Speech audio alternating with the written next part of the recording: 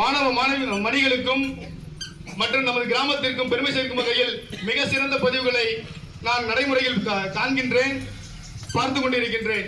அந்த அளவிற்கு நமது பள்ளிக்கு உழைத்து பெருமை சேர்த்துக் கொண்டிருக்கும் ஆசிரியர் பெருமக்களுக்கு என்னுடைய மனமார்ந்த நன்றியை தெரிவித்துக் கொள்கின்றேன்.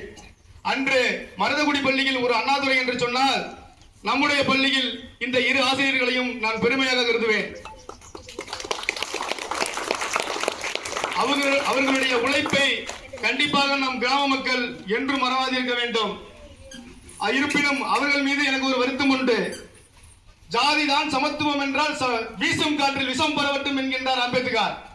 நமது கிராமத்தில் சமுதாயம் என்பது ஒன்றாக இருப்பினும் மற்றொரு பகுதியிலும் பல மாணவ மாணவிகள் 2 மைல் தூரம் நடந்து சென்று பயில்கிறார்கள்.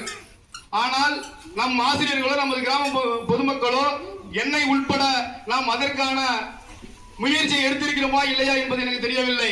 தயவு செய்து வருங்காலத்தில் அந்த மாணவ மாணவிகளை நம்முடைய பள்ளியில் சேர்ப்பதற்கு உங்களுடைய மக்களுடைய ஆதரவும் உங்களுடைய பொறுப்பும் இருக்குது என்பதை தெரிவித்துக் கொள்கின்றேன்.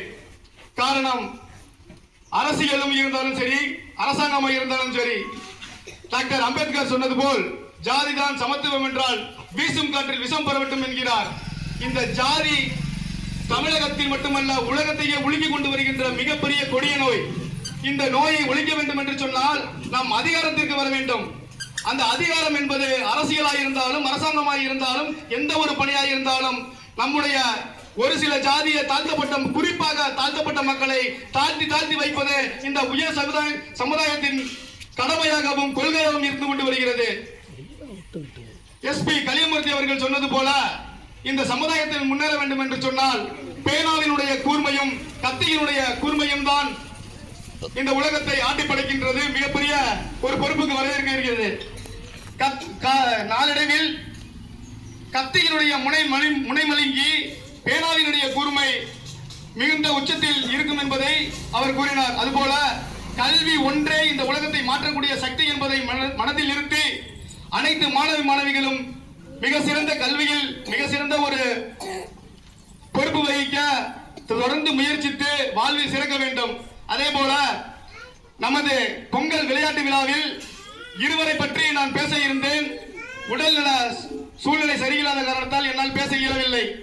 காரணம், நம்முடைய இந்த பொங்கல் விழாவானது மிக சிறப்பாக நடைபெற்றுக் கொண்டிருக்கிறது, நடைபெறும் என்பது அனைவருக்கும் தெரிந்தாலும் அந்த கலை நிகழ்ச்சிகள் தற்போது எனக்கு தெரிந்த வகையில் ஒரு 5-6 வருடங்களாக தான் கலை நிகழ்ச்சியில் சிறப்புற்று விளங்குகிறது. அந்த கலை நிகழ்ச்சியில் நடனமாடிய மாணவ மாணவிகள் மிக சிறப்பாக ஆடினார்கள். அதற்கு 100% உழைப்பு நம்முடைய பள்ளி ஆசிரியர் என்பதை நம்மால் காண இயலும். காரணம், அந்த மேடையில் நடனமாடிய 99% மாணவ மாணவிகள் நம் பள்ளியில் பயின்று கொண்டிருப்பவர்கள். ஆகையால் கலையிலும் சரி கல்வியிலும் சரி மிக சிறந்த ஒரு வாய்ப்பை உங்களுக்கு கொடுத்திருக்கிறார்கள். அவர்களுடைய முயற்சிகள் நீங்கள் மென்மேலும் வளர்ந்து வாழ்வில் வெற்றி பெற வாழ்த்துக்களை தெரிவித்துக் கொண்டு வாய்ப்பளித்த அனைவருக்கும் நன்றி கூறி விடைபெறுகிறேன். நன்றி, வணக்கம்.